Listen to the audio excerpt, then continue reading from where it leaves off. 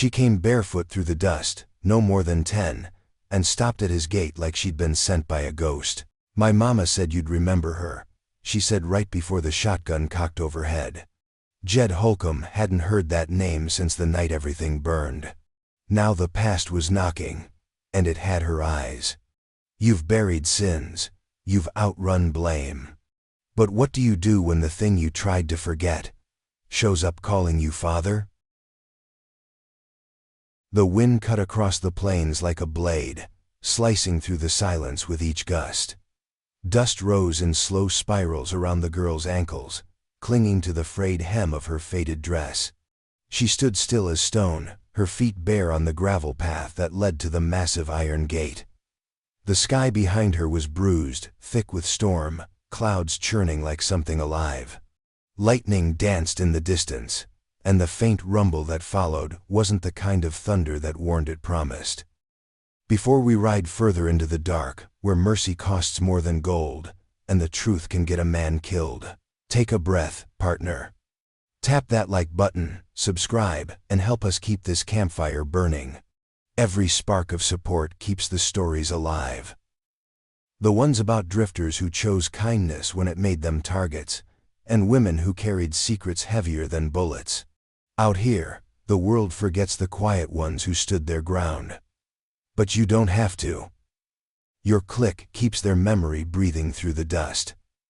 Thank you for riding beside us." She didn't flinch. Not when the wind howled.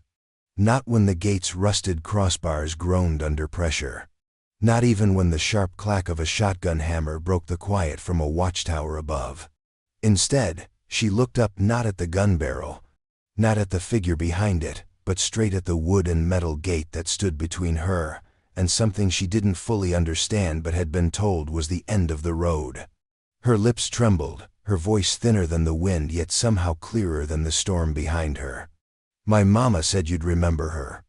A silence followed that wasn't empty. It thickened the air, stretched it tight. Somewhere inside the compound, someone moved slow, deliberate footsteps on aged floorboards. A curtain shifted in a high window. A horse whinnied low and restless in a nearby stable. The wind dragged her words out and flung them back at her like a test. She waited. A slit opened in the small door nestled into the gate. A single dark eye peered out from behind cracked wood, bloodshot and ringed with caution. "What was your mama's name?"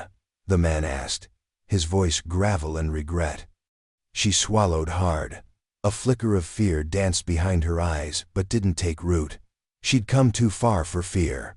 She reached into the folds of her dress and pulled something out, a small metal chain, rusted, twisted, with a tarnished locket at the end. She held it out with both hands, the chain sagging in her palms like a weight. "She said if I showed you this, you'd let me in." The man behind the gate didn't answer right away. Only the wind did. It surged, making the old prayer flags tied to the fence posts flutter like ghost hands. Then came the footsteps again, heavier this time, closer. Another voice from within the compound rose in protest. "We don't take in strays no more." A dog barked. The horses in the stable shifted. But the man behind the gate had already unlocked the inner latch. Not to open it, just enough to look. His eyes landed on the locket, then on her face. Then lower at her bare feet.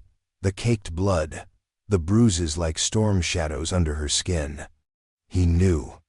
The gate didn't move, but something else did, something behind his eyes. "Where's your mama now?" he asked. The girl's bottom lip quivered, just once. Her hands clenched around the locket like it might keep her upright. "She ain't coming," she said.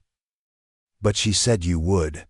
Behind her, lightning struck the dry ridge, lighting the horizon like a match to paper. The storm had arrived. Inside the compound, boots hit the dirt in a rush. Someone was racking more shells. And still, the gate didn't open. But he didn't close the door either. The sky above the basin was a pale, blistered gray, drained of color and heavy with heat. No birds called, no wheels rolled. Just the crunch of scorched earth under small, uneven footsteps. A girl moved through the dustland like a ghost, not drifting, but driven. Her breath came ragged, her skin leathered red by sun and wind. In one clenched hand, she gripped a small silver locket, her knuckles white. The chain knotted tight between her fingers as if she feared the wind might steal it. She paused only once to sip from a cracked canteen already near dry, to wipe the crust from her lips with a sleeve gone stiff with old sweat. Then she walked on. Her boots were two different sizes. One heel flapped with every third step. But she didn't stop. Wouldn't. Not with the name she'd been repeating like a prayer in her head. Jed Holcomb. The ridge above cast no shadow. The sun had burned all shade away by noon, and still she pressed forward. On the horizon, she could make out the crooked silhouette of the tall gate, barely visible through the heat shimmer, a ranch compound built like a fortress. Her lips cracked into something close to a smile. She wasn't far now, just one more mile, maybe two. She would make it, Mama had said she would. Miles away and hours earlier, in the crooked spine of a half-dead town called Esme's Crossing, the saloon doors creaked open as Jed Holcomb stepped out into the glare. He narrowed his eyes toward the west. Storm was building not just overhead, but inside him. A restlessness. That old tightening between the ribs. A feeling like fate was pulling its sleeves back. The saloon behind him was mostly empty, just dust, whiskey fumes, and one sour-faced bartender who cleaned the same glass whether it was dirty or not. Jed took a drag from a hand-rolled cigarette and watched the sky shift like a man waiting for bad news to finally come knocking. He wasn't dressed like the legend said he used to, no black duster, no silver pistols. Just worn canvas, wide shoulders, and a look that made most men keep their voices down. His hands were still calloused in the same way they had been when he drew fast and buried faster. But now they gripped a shovel more often than a gun. A rider came by, dust trailing him like a veil. "Heard trouble's brewin' out past Flat Bend," he muttered without stopping. Jed didn't answer. He was looking at the clouds rolling in low, mean, like they had a score to settle. Something about the light made his skin crawl. The same feeling he'd had the day before the Carson ambush. The same one he'd had when he saw Maribel walk away without looking back. He hadn't heard that name in years, had tried not to, until the day before, when a letter came by courier. No return address. Just 5 words scrawled in a child's unsure hand. "She said you would remember." Jed crushed the cigarette under his heel, turned, walked back inside. Outside town, the girl crossed the dry creek bed, each step sending little clouds of dust into the air. She didn't know what kind of man she was walking toward. She only knew what Mama had told her, that he was hard, but he was fair, and if he remembered, really remembered, he wouldn't turn her away. She didn't notice the black birds gathering overhead. She didn't see the 2 figures watching from a bluff half a mile behind, rifles slung low, eyes tracking her small silhouette in the dust. But Jed would. Soon. The sky was splitting itself apart when she reached the final rise. Lightning peeled across the distance in jagged white forks, but the thunder came slower, like something old waking up.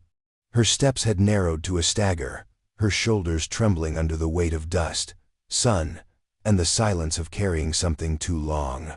The iron gate loomed just ahead, but her knees gave out 20 paces short.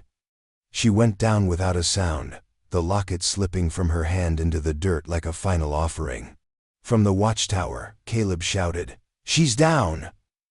But no one moved at first. The wind shoved hard against the wall, tugging at the prayer cloths and loose boards. Behind the gate, half a dozen ranch hands gathered, rifles slung, boots restless. One spat tobacco into the soil. Another tightened his grip on a lantern as the shadows deepened. Jed Holcomb stood in the open door of the bunkhouse, one hand resting on the frame like he was anchoring himself. His eyes were locked on the girl, sprawled in the dirt just outside the property line. The air around him crackled with memory, not the kind that drifts in slow and sweet, but the kind that hits like a broken jaw, sudden and full of ache. "Leave her," said Boone, the foreman, stepping up behind him. "We don't bring in strays, not after last time." Jed didn't answer. His boots moved before his mouth did, crunching gravel as he crossed the threshold and marched into the wind. Boone cursed low but didn't follow. Neither did the others. When Jed reached the girl, he didn't speak. Just dropped to one knee, slipped one arm under her shoulders, the other beneath her knees, and lifted her like she weighed less than his regrets. Her head lolled against his chest, and for a moment he thought she was gone.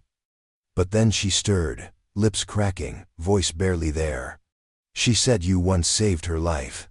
Jed froze mid-step. It wasn't the words. It was how she said them, not like she was hoping, but like she knew. He looked down into her face, trying to find some scrap of recognition. And then the name rose up from her like a ghost. Maribel. The wind didn't howl this time. It held its breath. Behind him, the men watched with hard eyes and tighter mouths. Whispers moved through them like smoke. Not again, not after the Holloway fire, not after what it cost. Jed carried her inside anyway. He laid her down on the long oak table in the main room. Someone tried to protest, but a look from Jed shut it down. He dipped a rag in a basin, wiped the dirt from her brow, saw the gash on her shin, the way her hands trembled even in sleep. She was more bone than breath, but the locket still hung around her neck, tarnished but intact. He didn't open it yet. Couldn't. "She can't stay," Boone said again, firmer now. "You know what happened last time we took someone in. She could be marked. We don't know who's after her or what she's bringin' with her." Jed stood still for a long moment, staring at the locket. Then he reached for it, held it in his palm. "She said I saved her life," he muttered. Boone shifted. "And that's what got folks killed." "She said Maribel," Jed said. Quiet, but final. And for the first time in years, his voice cracked. The wind found its voice again. The shutters banged like fists. Rain began to fall, heavy and fast, drumming the roof with a fury that sounded like judgment. But inside, Jed knelt beside the girl and didn't move. He stayed there, as the storm rolled in, as the men whispered behind him, as the past reached out with both hands and refused to let go. By dawn, the rain had stopped, but the ground was soaked with more than water. Mud slicked the path from the bunkhouse to the corral, and low fog hugged the fields like a warning no one needed spelled out. Word traveled faster than horses in Esme's crossing. By the time the sun burned through the clouds, every mouth in town whispered the same story. Jed Holcomb was harboring a girl with Maribel's blood. At the sheriff's office, Marshal Klein stood over his desk with the bounty notice in his weathered hand. The ink was fresh. The name, unmistakable. Blood of Maribel. Wanted for questioning, detainment, or confirmation of death. Reward for retrieval. Extra if delivered silent. "You think it's really her kid?" asked his deputy. Klein didn't answer. He folded the notice and tucked it into his coat. Then he strapped on his iron and turned toward the door. "She ain't the one who ran guns through Four Ridge. Ain't the one who burned the granary," the deputy offered, quieter now. Klein paused just long enough to meet his eyes. "No, but she's the kind who inherits consequences." By mid-morning, 6 riders rode out toward Holcomb's ranch. Inside the compound, the girl slept fitfully in Jed's quarters, limbs twitching in her dreams. Her body was trying to forget what it had survived. But outside that quiet room, there was no forgetting, only division. Boone leaned over the mess table, fists clenched. "This ain't your private haven, Jed. You take in trouble, you make us all pay for it." "She's a child," Jed said without looking up from the map he was studying. "She's not her mother. Tell that to the men burying their wives after what Maribel pulled. She didn't pull the trigger, she passed through. We let her pass through. Yeah, and you let her leave, and now someone wants what she left behind." The room fell into silence until a thin voice broke it. "She didn't do nothin'," said Cal. The stable hand stood in the doorway, dirt smudged, still smelling of hay. Barely 12, but his voice didn't waver. Boone sneered. "You know her now, boy?" Cal nodded. "I seen her sit with that girl all night. Woke up every time she coughed. She don't talk in her sleep like someone hidin' secrets. She talks like someone who misses her mama." The men exchanged glances, uneasy. Jed finally looked up. "She say anything else?" Cal hesitated. Just that you used to whistle when you were fixing fence. That you laughed once when her mama fell off a mule. Said it was the only time she ever saw you smile." Jed went still. Boone turned away in disgust. "You believe that? A girl shows up with a locket and a story, and suddenly we forget what happened? Who died?" Jed's jaw tightened. "I remember who died. I buried half of 'em myself. But I also remember who ran, and it wasn't Maribel." A rider's horn sounded outside. A warning, not a greeting. Jed moved to the window. Dust trails snaked over the hilltop. 6 horses, badges glinting. He turned back to the men. "They're coming," he said. "You need to decide what kind of place this is gonna be. A gate that shuts fear out, or one that traps it in." But even as he spoke, he knew something had shifted. Loyalty was cracking. Fear, old and deep, had come home to roost. And outside, the noose tightened. The gate creaked open just wide enough for Jed to step through. Rain still clung to the dirt, turning it into a slow-sucking muck that pulled at his boots with every step. His coat flared behind him like a black flag in the wind. The posse waited in a half-moon formation beyond the outer fence line, 6 men, all armed, horses restless beneath them. At the center, Marshal Klein sat tall in the saddle, his eyes already fixed on Jed. Like this was the conversation he'd been rehearsing for years. Jed didn't bring a gun, just a rolled cigarette and a flint he never struck. "Marshal," he said. "Jed." Klein tipped his hat, but there was no warmth in it. "Didn't expect to see you walk out peaceful." Jed didn't blink. "Then you remember less than you pretend." One of the riders snorted. Another adjusted the strap on his rifle. Klein reached into his coat and withdrew a folded document. He leaned over in the saddle and dropped it into the mud at Jed's feet. "Signed and sealed," he said. "Maribel's record, not a small one." Jed didn't look down. "She's not here," he lied. Klein laughed, short and sharp. "You're losing your touch, old man. She's inside, and the whole county knows it. Riding this way was just a formality." Jed took a breath, deep and steady. "She's a child, not a warrant." Klein leaned forward in the saddle. "She's a legacy. Maribel might be gone, but what she carried still lives, and what lives might grow up to carry the same disease." "That what you call it now?" Jed's voice was low, almost tender. "A disease?" Klein's jaw flexed. "You think I like riding out here? I saw what Maribel did. I saw the fire she left behind. My men buried the bodies. You think I want to see it again? She didn't light that fire." "Doesn't matter," Klein snapped. "She brought the spark. And now you've got the kindling." Behind the walls, the ranch hands were gathering again, watching from the catwalks and windows. Cal stood just behind the slats of the barn door, peering through, fists balled, his small chest rising and falling like a bellows. Inside the bunkhouse, the girl slept fitfully, unaware that the gate to her future stood on the edge of splintering. Jed finally bent and picked up the document.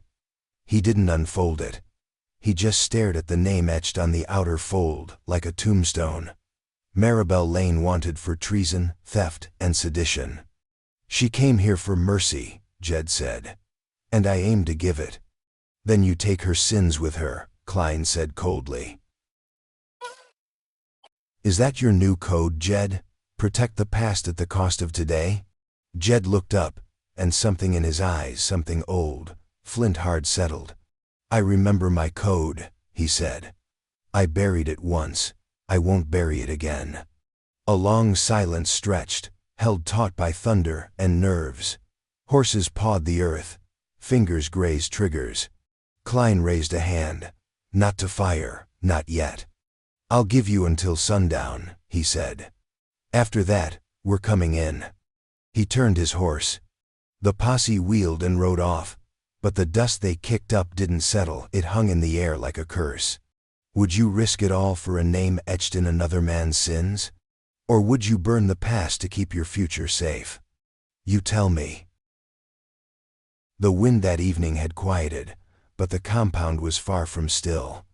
Tension hung in the rafters and settled into the bones of every man walking the grounds. Tools clanked louder than they should have. Boots scraped dirt like they were pacing towards something they couldn't name. The girl hadn't spoken much since waking, but her eyes searched every corner like they were trying to remember a place she'd never been. She sat on the edge of the cot, swinging her legs slowly, the locket clutched in her hands.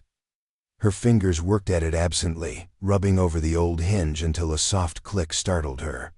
The back of the locket gave way, not just the locket's photo, but a second, thinner compartment hidden behind the metal face. Tucked inside, nearly weightless, was a slip of paper the size of a playing card, yellowed and crinkled at the corners. Her breath caught as she unfolded it. Ink bled into the fibers. The script was uneven but familiar. "To Jed, if you're reading this, then I'm already gone. And that means my girl found you. I pray she did." She froze, then bolted from the cot, letter clutched tight, feet slapping against the wood floor as she ran. Out by the barn, Boone was mid-argument with two other men about packing up and leaving before the marshal returned. Jed stood nearby, silent, eyes tired but unyielding. Cal was sweeping the empty stall beside them, his small frame coiled with tension. The girl burst through the doorway, nearly breathless. "He has to hear it," she said, her voice louder than her size should allow. "It's from her. It's from my mama." All heads turned. She handed the letter to Cal. "I can't read all the words," she whispered, "but she said he'd understand." Cal glanced at her, then at Jed, who gave the faintest nod. Cal opened the letter and cleared his throat, voice shaking slightly at first. "I never told you why I left, Jed. Not the real reason. I let you think I ran. Maybe that was safer. You always did carry other people's blame like it was your own." He swallowed. The barn was silent now, every man listening. That night, the one with the fire wasn't me that lit it. It was the men chasing me. You stepped between them and me, didn't even ask why they wanted me dead. You just saw what they were, and you acted. You saved me. Cal's voice steadied. "I didn't disappear to spite you. I left because if I stayed, they would have found you too, and you would have paid for protecting me." Jed hadn't moved, but something in his posture changed. His shoulders didn't fall, but they unknotted. Cal read the last lines. "She'll come to you one day, our daughter. Maybe broken, maybe scared, maybe with my eyes. When she does, don't look for answers in her. Just remember the question I left behind. What would you have done if you'd known the truth?" The silence that followed wasn't empty. It cracked something open. Boone shifted his feet. One of the older hands, Clay, who'd buried 3 friends after the fire, let out a slow exhale and said, "Damn." Jed took the letter gently from Cal's hands. His fingers brushed the edges like it might vanish. "She never betrayed me," he said, voice low. "She saved me from the choice I didn't know I'd made." From the rafters to the corral fence, eyes met, and something softened. Loyalty doesn't always shift like a storm. Sometimes it just blinks and sees something clearer than before. The dust came in columns this time, rising slow at first, then in great plumes like smoke from a funeral pyre. Jed stood atop the North Watch platform, spyglass steady in his hand, tracking the line of riders that moved with too much purpose to be a patrol. No lawman rode like that, shoulders loose, guns high, posture proud. These men weren't interested in rules, they were hunting. Below, the compound stirred like a kicked anthill. Boone barked orders to the younger hands. Clay hauled out crates of ammunition that hadn't seen daylight in 5 years. Cal and the girl stood near the stable, eyes fixed on the horizon.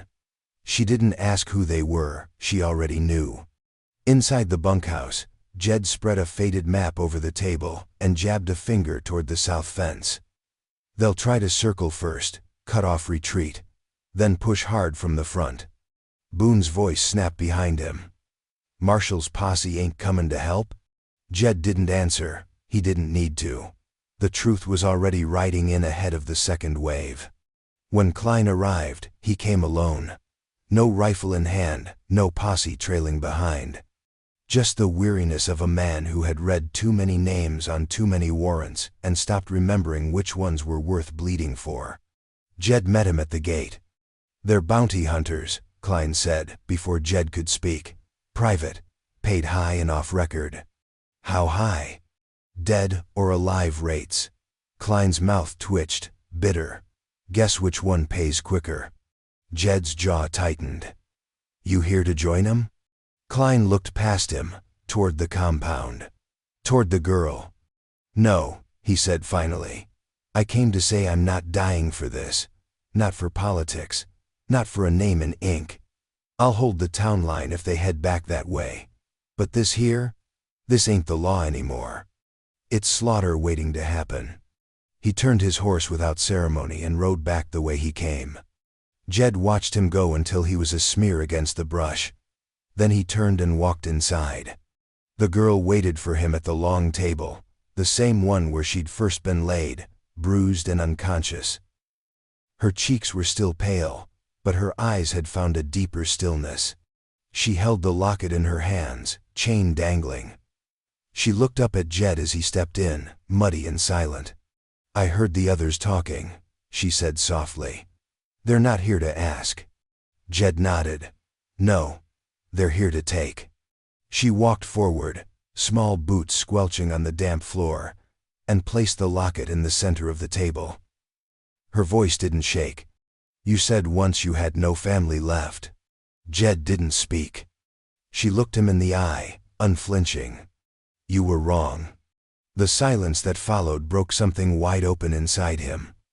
Not like a wound, like a gate. One that had been rusted shut for too long. He reached for the rifle leaning by the door, then opened the weapon's chest beneath the stairs. He handed Clay a scattergun, tossed a belt of cartridges to Boone, and gave Cal a short-barreled repeater with a single warning glance that meant shoot only if you have to. Outside, the wind was shifting. The riders were closing in. This wasn't about justice anymore. This was survival. And Jed Holcomb had just remembered how to fight for something worth dying for. The town bell rang twice at noon, not for timekeeping but for gathering.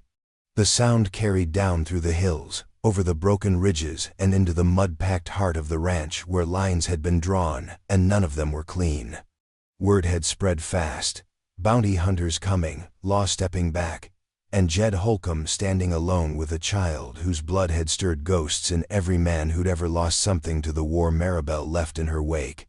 By mid-afternoon, they came on horseback, on foot, in wagons, ranch hands, townsfolk, even old man Paris who hadn't left his porch in 2 years.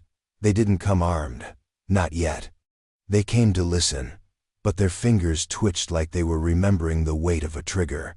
Marshal Klein stood beneath the barn's awning, arms crossed, not in command anymore, but still a shadow people watched for cues. Jed didn't speak first. It was Cal. The boy stepped onto the flat edge of a feed crate, holding the letter in one hand and the locket in the other. His voice cracked once, but not from fear. From weight. "She's not a threat," he said, "and she's not a trick. She's just a girl who lost her mama. Same as I lost mine." He looked around. No one interrupted. Even Boone stayed quiet. "This letter," Cal continued, holding it up, "it's from Maribel. It says Jed saved her. That she left, not because she was guilty, but because she didn't want him punished for helping her. It says she had a child, this child. He turned and nodded to the girl, standing behind Jed, half hidden, eyes wide but dry now. She knew things, Cal said. About the mule he used to ride. About the way he whistled when he built fences. Stuff nobody else would know, unless they were told by someone who remembered. He opened the locket and held it up for all to see. Inside, faded by time and heat, was a small charcoal sketch, Maribel's face, unmistakable. And beneath it, the faint line of a second, smaller figure clutched in her arms. She said family ain't always blood, Cal said, louder now. But sometimes it is, and when it is, you don't get to run from it just because it's complicated. He looked around at the faces, gathered some hard, some confused, some softening by the second. So we've got a choice. We can send her away like she's a disease that might spread. Or we can say no, say that blood doesn't decide guilt. We do, right here, right now. A long silence followed, broken only by the shifting of boots and the occasional cough. Then a voice from the back spoke. Let her stay. Another, she's done no wrong. Boone grumbled, but didn't protest when Clay raised his hand and nodded once. Even Klein, the marshal, gave a slow incline of his head. Jed turned to the girl. Looks like you got yourself a home. She blinked hard, like she didn't believe it yet, and then looked down at the locket resting warm in Cal's hand. Out on the horizon, the bounty hunters rode closer, dust trailing them like a warning. Jed stepped forward. Then it settled. He looked to the crowd. Anyone not ready to fight for her can leave now. No shame in it. Not a single man moved. The line had been drawn, and it wasn't in blood. It was in choice. The dust hadn't settled in days, but this morning it did. The wind softened, the skies cleared, and the ground torn and trampled by boots and hooves, and decisions made too late seemed to breathe again. The ranch gate, rusted from years of suspicion and rain, groaned on its hinges as it swung open. No guards stood atop the tower, no rifles watched from the parapet. It hung wide and welcoming. The chains that once held it closed now coiled neatly at its side like a snake finally tamed. The girl stood just beyond it, staring at the world as if it might stare back. She'd grown into herself in just a few days, the way children do when they're finally given a reason to stop shrinking. She wore boots that fit now, a hat too big for her head but proudly worn, and the faintest line of sun on her cheekbones from working out in the field instead of hiding behind shuttered windows. Behind her, Jed walked up slowly, holding two saddled horses by the reins. One was his battered, familiar, the same old gelding he'd ridden through fire and worse. The other was smaller, gentler, borrowed from Clay's stock. Its mane had been brushed with care, its saddle cinched tight but soft. Time you learned, he said, offering the reins. She didn't reach for them right away. She looked up at him like she was searching for something behind his eyes. Maybe doubt, maybe fear. But all she found was a quiet sort of steadiness, the kind she used to hear in her mother's voice when the night was coldest. Did you teach her to? She asked, not quite meeting his gaze.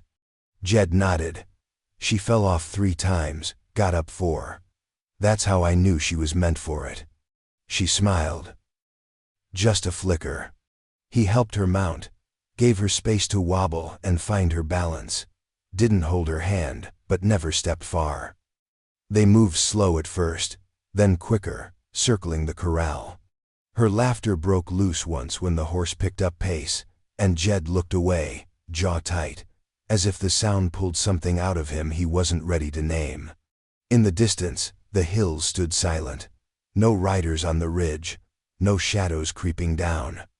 Just sun and open sky. Later that evening, as the fire cracked in the courtyard, and the hands played cards with looser shoulders than they had in years, the girl sat beside Jed and watched the flames dance. You think they'll come back? She asked. He didn't answer right away. Then he said, some debts you repay with gold. Others, only with mercy. She turned the locket over in her hand, the chain looped around her thumb like a ring. What kind did she owe you? Jed looked at her then, really looked. She didn't owe me anything, he said. But I owed her more than I ever said. She tilted her head. Because she left? Because I let her, he said quietly. And because there's something she never knew. A long silence passed. Like what? The girl asked. He didn't answer. Just stood, stretched, and walked toward the barn, leaving the question behind him like a stone skipped too far across a lake. The fire crackled. The gate stayed open. And somewhere beyond the edge of the map, hoofbeats stirred again. But what if the real secret wasn't Maribel's? What if Jed Holcomb had one more name to confess, one that changed everything? Subscribe if you want to know what Jed buried before the war, and why the next writer won't be asking permission to enter.